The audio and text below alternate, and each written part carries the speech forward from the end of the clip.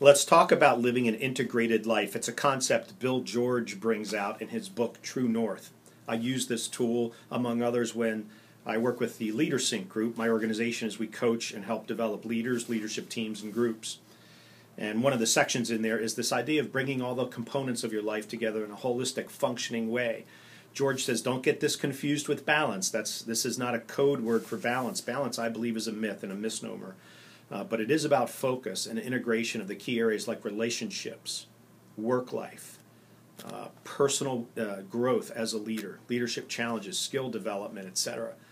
So George focuses on that. We do as we work with and coach leaders. He quotes John Donahoe, who's the CEO of eBay, succeeded Meg Whitman. Donahoe says, the struggle is constant as the trade-offs and choices don't get any easier as you get older. George says living an integrated life is a challenging thing to do and allows you to live a life that when the highs are high, you don't get cocky. And when you hit the low moments, now you don't get depressed and go into despair because you're integrating a number of components together so you have more of a whole life as a leader. I focus on three areas when I do my leadership development work. Story, soul, and strategy.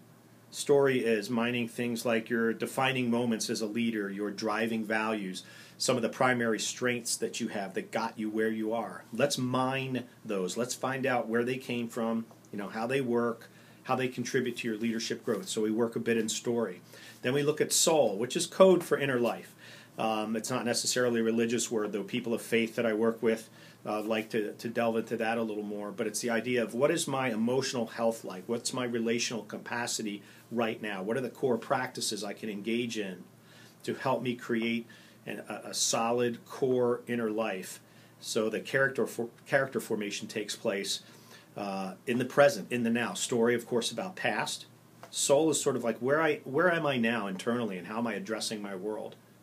And then the third area, strategy, is more of like helping people create a vision framework and look at what I call a focus map. Where do I put my energy and resources as I go forward? What are the potential resources I can mine? What can I do to take next steps in personal growth and development and in my own leadership effectiveness?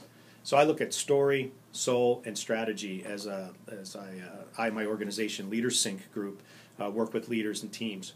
So you might want to reflect on that today. What about those three areas of your life do you need to invest more time and energy in to create this sense of integration so that you can meet the leadership challenges that you need to meet in your world today?